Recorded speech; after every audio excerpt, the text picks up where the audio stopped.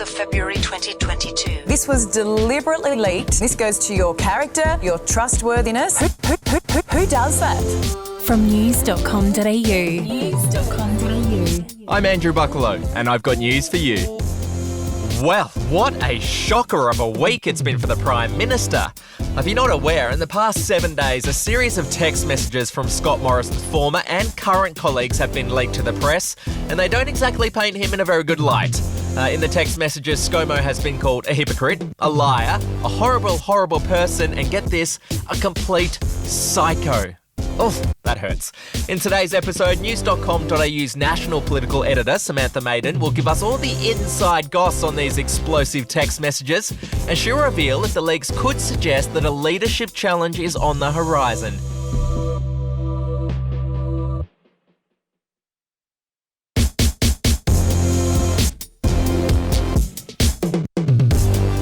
Well, this messy leaked text message saga kicked off last Tuesday when the Prime Minister addressed the National Press Club. During the event, Mr Morrison was asked this question from journalist Peter Van Onselen. I wanted to ask you about another close friend, Gladys Berejiklian. I've been provided with a text message exchange between the former New South Wales Premier and a current Liberal Cabinet Minister. I've got them right here. In one, she describes you as, quote, a horrible, horrible person, going on to say she did not trust you and you're more concerned with politics than people. The Minister is even more scathing, describing you as a fraud and, quote, a complete psycho. Does this exchange surprise you?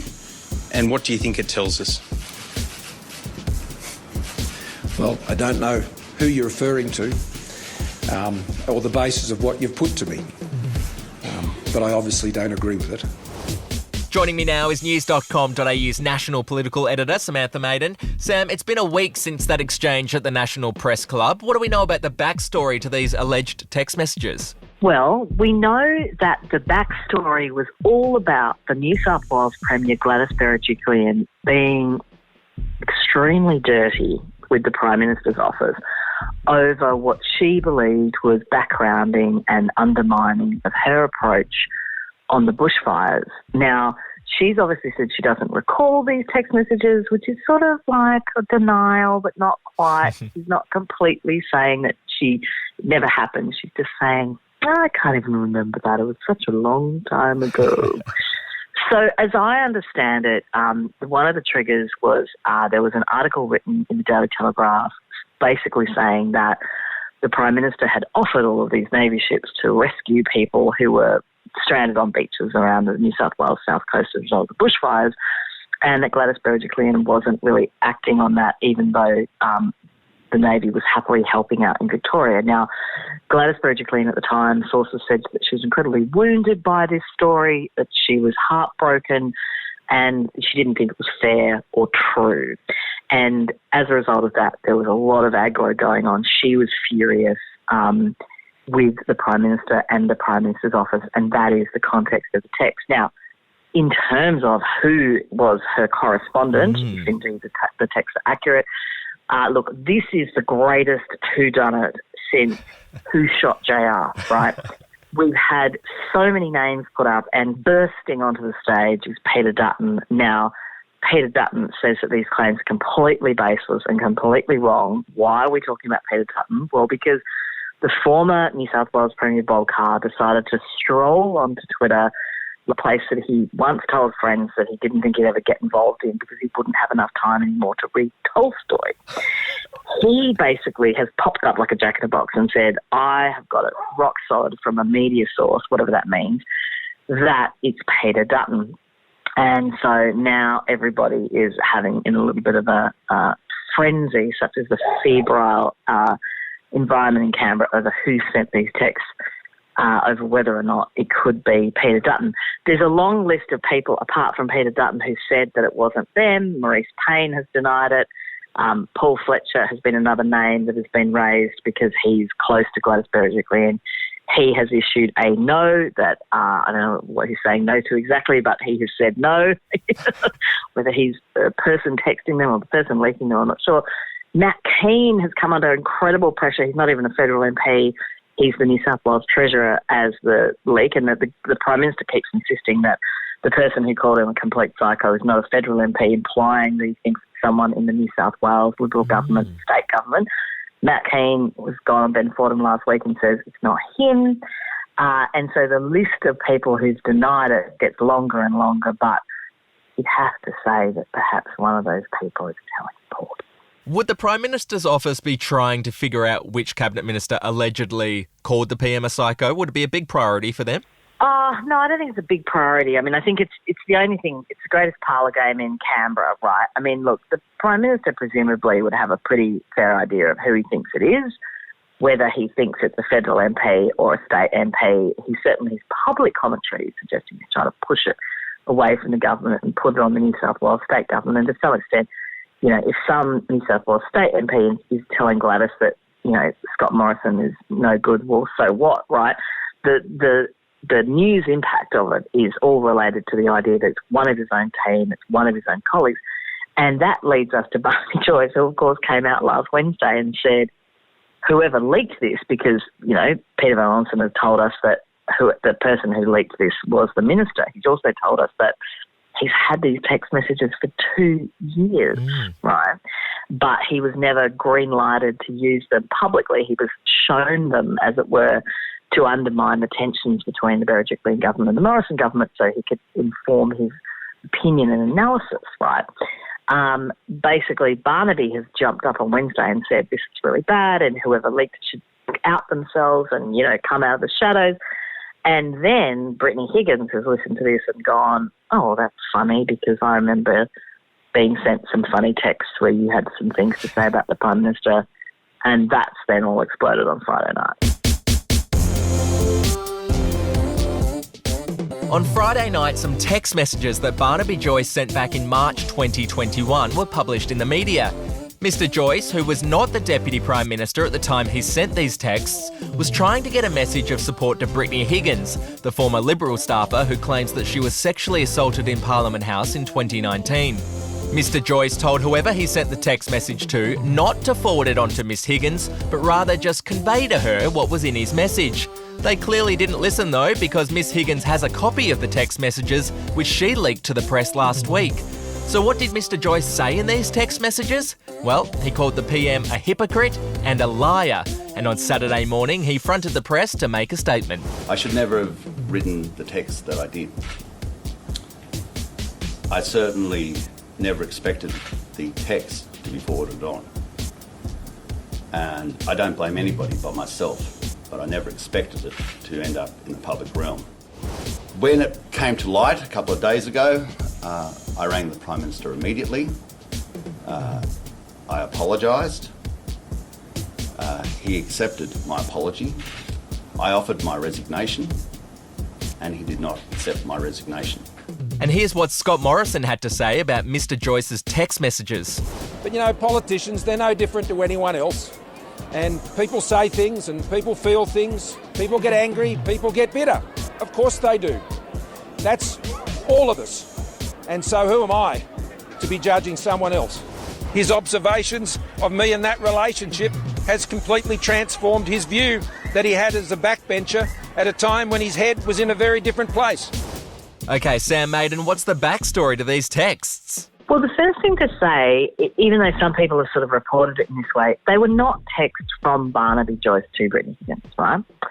They were texts to an intermediary, a woman who was trying to help Brittany Higgins and who was trying to get Barnaby Joyce's help to ensure that if the government put submissions and information into the Jenkins report, into the parliamentary workplace culture, that it would basically be closed forever and sealed because you wouldn't be able to get it under FRI. Now, obviously, when the government held that inquiry, or when, well, the government, I should say, it was the Sex Discrimination Commission, they didn't want a situation where people would, like, reveal confidential personal things and then someone would be able to go on FOI. So they wanted to have a barrier, right?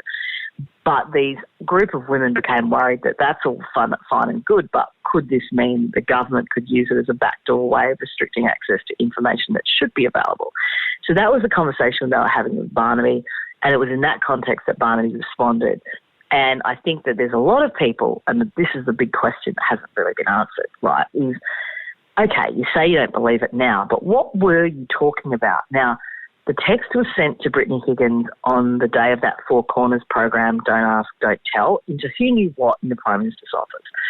So I think there's a real question over what Barnaby Joyce was saying was, I don't believe the Prime Minister when he says that his office didn't know about this until News.com came knocking on the door on Friday, the 12th of February 2021. The story obviously broke on the 15th, on the Monday, but we went to the comment for them on the Friday, so they had lots of time because it's obviously a complex story. And, you know, he has maintained this idea that he didn't know about it. Well, he maintains his office didn't know about it until we went for comment, and that he never got told about it. They didn't think it was important enough to tell him. They spent the whole weekend talking to me and going through all their notes and talking to half of the office, right, about what had happened and when.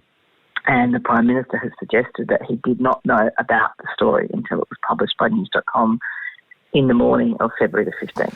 Were you surprised at all that Mr Morrison didn't accept Mr Joyce's resignation over these embarrassing text messages? No, I wasn't surprised at all, because he has, you know, he's 2 seconds before midnight for an election.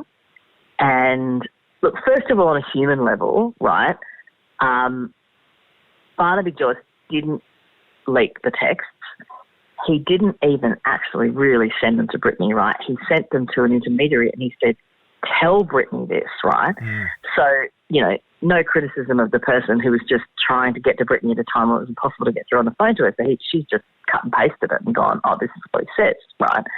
And basically, you know, so he didn't actually even send that directly to Brittany. He was like passing on a message to her. But on a political level, putting aside the personal stuff, I mean, the Prime Minister can't lose the Nationals leader. I mean, that would be insane. Like, you just couldn't do that. So he's, you know, I think he's prepared to turn the other cheek for reasons of both that are both noble and human, but also political, because he wants to try and keep the ship upright, full steam ahead to the May election. What can we read into the fact that 2 embarrassing leaks all about Scott Morrison have been released in the last week? Could this suggest that there might be a Lib spill on the cards? No, I don't think so. I mean, I think basically there is this text leak that has happened in relation to Gladys Berejiklian and the unnamed minister, which may or may not have something to do with, you know, what's going on with the New South Wales pre-elections. The second text leak between Barnaby Joyce and via an intermediary, Brittany Higgins, is just Brittany Higgins reacting to the idea that she thinks that Barney's being a hypocrite, right? So it's kind of like just a domino situation, if you like, rather than it being connected by one motivational force. Do you think there's any chance at all that the Liberals would consider changing leaders this close to a federal election, or would that be suicide? Look, it's always possible, but I can't see why they do it. Like, unless, you know, Scott Morrison decided to stand down, I don't think he would. Look, famous last words, you got me really nervous now, but I don't think so. Sam, you've been covering federal politics for more than 20 years. How common is leaking in Canberra between politicians and journalists? Does it happen all the time? Yeah, I mean, that's what makes the world go round.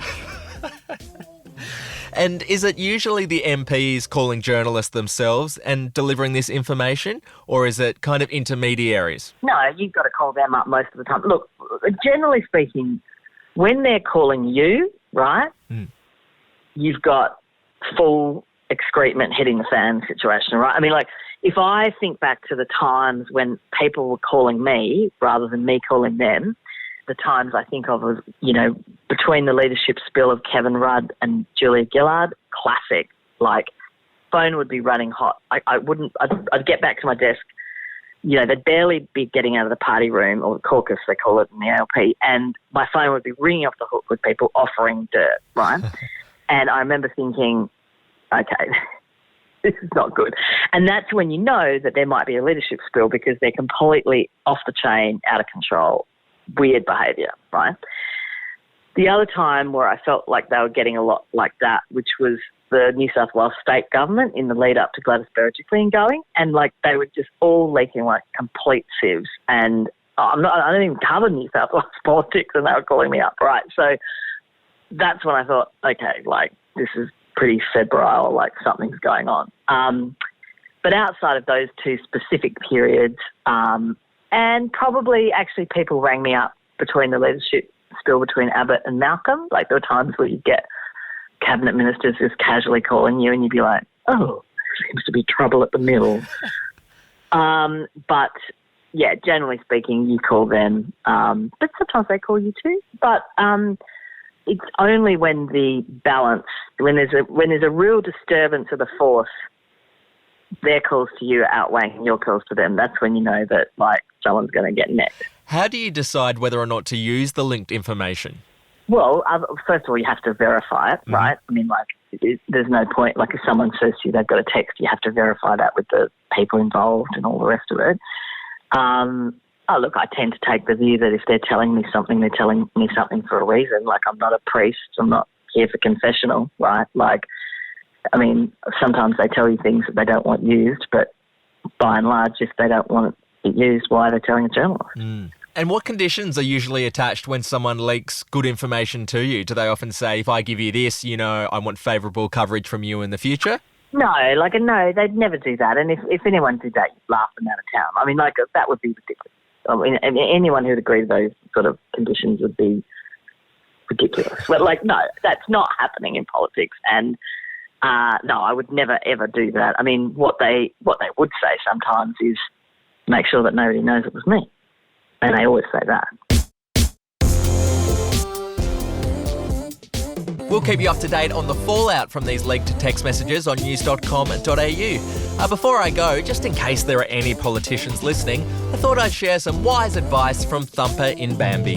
If you can't say something nice, don't say nothing at all. Very wise words and could keep you out of trouble. There you go, politicians. Don't say we didn't warn you. That's all for today's episode. I'll catch you tomorrow.